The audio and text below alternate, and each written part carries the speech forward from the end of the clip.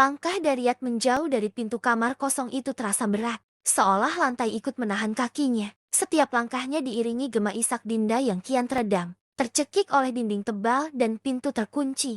Namun ia memaksa diri untuk tidak menoleh. Tidak ingin lagi hatinya memaksa untuk memilih.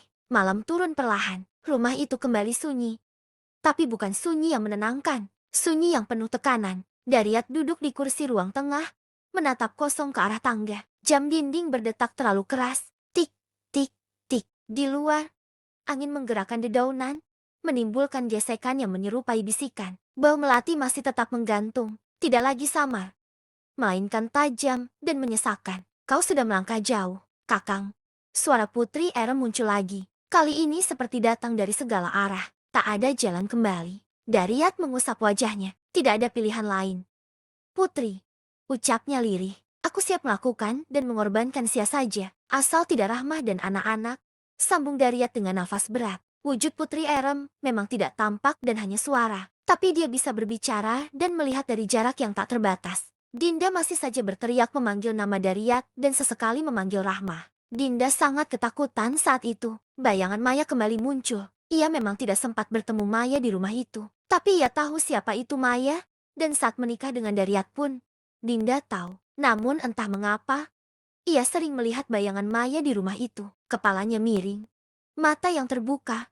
Kosong. Seolah ingin mengatakan sesuatu yang tak sempat terucap. Dadanya kembali terasa sesak. Seolah ada sesuatu yang menghimpit saluran pernafasan. Dinda meringkuk di sudut ruangan. Gelap begitu pekat hingga ia tak bisa membedakan dinding dengan lantai. Udara dingin membuat tubuhnya menggigil. Ia memeluk lutut, berusaha menahan tangis agar tak mengundang sesuatu yang lebih buruk. Kang. Panggilnya lirih, nyaris tanpa suara. Tak ada jawaban. Namun dari sudut ruangan, terdengar suara lain. Gesekan halus, seperti kuku menyentuh tembok. Dinda menutup mulutnya. Air matanya jatuh tanpa suara. Ia merasa tidak sendirian. Di musola, Rahmah menutup Al-Quran dengan tangan gemetar. Perasaannya sejak sore tadi tak kunjung tenang. Ada firasat buruk yang terus menggerogoti dadanya, membuat setiap hembusan napas terasa berat. Ia berdiri, menatap ke arah rumah dari kejauhan. Lampu-lampunya tampak redup, seperti mata yang setengah terpejam. Rahmah memejamkan mata, berdoa lebih lama dari biasanya. Ya Allah, bisiknya, jika ada kezaliman di rumah itu, tunjukkanlah jalannya. Jangan biarkan anak-anak dan orang lain yang tak berdosa menjadi korban. Angin berhembus lebih kencang, membawa suara samar entah tangis, entah panggilan minta tolong. Rahmah membuka mata, jantungnya berdegup keras. Sementara itu, di rumah, Daryat berdiri di depan cermin besar di ruang tamu. Pantulan wajahnya tampak asing. Di belakang bayangannya, sesaat terlihat sosok perempuan bergaun kebesaran, tersenyum tipis. Senyum tipis itu menghilang secepat kilat. Daryat tersentak, berbalik. Ruang tamu kembali kosong. Namun bau melati kian pekat, menusuk hingga ke kepala. Di saat yang sama, langkah tergesa terdengar dari arah halaman. Pintu depan rumah terbuka dengan bunyi keras. Rahmah pulang. Melihat Rahmah pulang, Daryat dengan cepat kembali ke dalam kamar pribadinya yang ada di dalam bangunan misterius itu. Di luar, Rahmah mempercepat langkahnya. Ia menaruh sandal dengan tergesa. Dadanya naik turun. Akang, panggilnya lirih, lalu lebih keras. Tak ada jawaban. Rumah itu terasa berbeda, terlalu sunyi, terlalu dingin. Rahmah berjalan cepat memeriksa kamar anak-anak. Satu persatu pintu dibuka. Semua aman. Anak-anak terlelap. Wajah mereka polos tanpa beban. Namun rasa sesak di dadanya tak juga pergi. Langkah Rahmah terhenti di depan kamar Dinda. Pintu itu terbuka. Kosong. Mukena Dinda terlihat tercacar di lantai. Sajadah masih terbentang. Dingin seperti tak tersentuh sejak lama. Tak ada Dinda.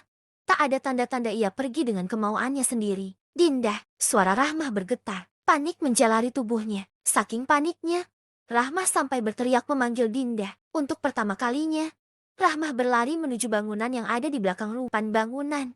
Ruangan yang selalu tertutup. Tempat Daryat sering menghilang berjam-jam. Tangannya gemetar saat menggedor pintu kayu tebal itu. Kakang, buka pintunya. Dinda kemana? Tak ada jawaban. Ia menggedor lagi, lebih keras. Akang, aku mohon. Di balik pintu itu, Daryat berdiri membeku. Tangannya mengepal.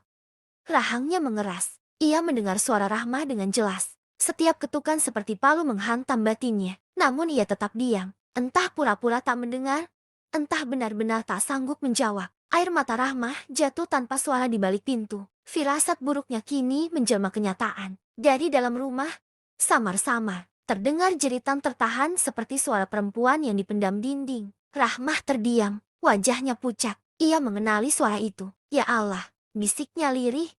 Tangannya menempel di pintu. Dinda, dan di kamar kosong yang gelap. Dinda menjerit tanpa suara. Sementara bayangan Maya berdiri tepat di hadapannya kepala miring. Mata kosong.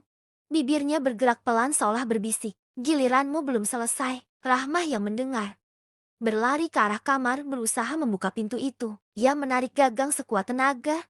Mendorong dengan bahunya. Bahkan mencoba menyelipkan jemari ke celah sempit di antara daun pintu dan kusen. Pintu tetap tak geming. Terkunci rapat. Dengan napas tersengal, Rahmah berlari ke arah dapur. Membuka laci demi laci. Mencari kunci cadangan yang mungkin pernah disimpan Daria. Tangannya gemetar. Benda-benda berjatuhan ke lantai tanpa ia pedulikan. Tak satu pun kunci yang cocok. Tak ada kunci cadangan. Dari balik sana, samar-samar terdengar sesuatu, bukan jeritan jelas, melainkan rintihan tertahan. Seperti suara orang yang kehabisan napas. Rahmah menutup mulutnya menahan tangis. Di dalam kamar, Dinda merapatkan tubuhnya ke dinding. Bayangan Maya masih berdiri di hadapannya. Tak bergerak, tak mendekat, hanya menatap. Pergi, bisik Dinda dengan suara gemetar. Tolong, aku mohon. Bayangan itu perlahan memiringkan kepala lebih jauh. Bibirnya membuka sedikit. Kau tahu kenapa aku di sini? Suara itu muncul, lirih namun jelas, seolah berbisik langsung ke dalam kepala Dinda. Aku tak pernah pergi. Dinda menutup mata, tangannya menekan dada. Napasnya semakin pendek, bau melati bercampur amis mulai memenuhi ruangan. Aku tidak salah, isaknya pecah. Aku dipaksa menikah dengannya. Aku benci pernikahan ini. Bayangan Maya tersenyum, senyum yang sama seperti yang sering muncul dalam mimpi-mimpi buruk. Harta selalu punya harga yang harus dibayar. Jawabnya pelan. Di ruang tengah bangunan itu, Daria terduduk di lantai kamar pribadinya. Punggungnya bersandar pada dinding. Kepalanya tertunduk. Suara Rahmah masih terngiang di telinganya, bercampur dengan jeritan Dinda dan bisikan Putri Erem yang terus mengelilingi pikirannya. Jangan goyah, Kakang. Suara itu kembali terdengar. Satu langkah mundur. Semuanya akan runtuh. Dariat menutup telinga dengan kedua tangannya. Tapi suara itu tetap ada. Aku sudah memilih. Kumamnya lirih, entah untuk meyakinkan dirinya sendiri, entah untuk membungkam rasa bersalah yang mulai menggila. Di luar, Rahma jatuh terduduk di depan pintu, lututnya lemas. Air matanya mengalir tanpa bisa ia tahan. Tangannya menelusuri serat-serat kayu pintu itu, seolah berharap menemukan celah kecil untuk menyelamatkan Dinda. Jika ini ujianmu, bisiknya dengan suara hancur. Beri aku kekuatan. Jangan biarkan satupun perempuan di rumah ini hancur oleh dosa yang bukan miliknya. Angin tiba-tiba berhenti. Malam terasa menahan napas. Dari dalam bangunan, terdengar bunyi pelan seperti sesuatu yang diketuk dari balik tembok. Tok, tok, tok. Rahmah terangkat berdiri. Wajahnya menegang. Dinda, panggilnya cepat. Ketukan itu berhenti. Lalu terdengar suara lain. Sangat pelan. Hampir tak terdengar. Bukan suara Dinda. Tawa perempuan. Pendek, serak. Rahmah mundur satu langkah. Dadanya terasa seperti diremas. Dan di dalam kamar kosong, Dinda menjerit sekuat tenaga, namun suaranya tak pernah keluar dari dinding gelap itu. Bersambung. Sampai di sini dulu ya. Aku Dewi SMD akan kembali hadir besok masih bersama novel horor dan misteri, novel audio. Dan tentunya masih bersama Bermadukan Jin. Akhir kata aku Dewi SMD undur diri. Assalamualaikum warahmatullahi wabarakatuh. Sampai jumpa besok ya.